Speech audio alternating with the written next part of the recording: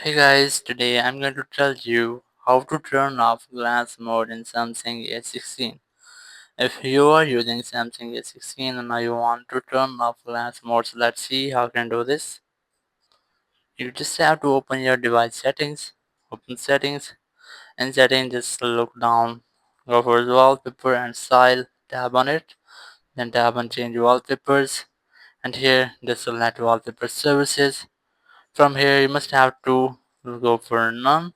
Just tap on it, then tap on apply. But first, let me show you how that is the glass mode has been enabled. So let's see. You just have to tap on none, then tap on apply to turn it off. Here you can see now wallpaper has stopped changing.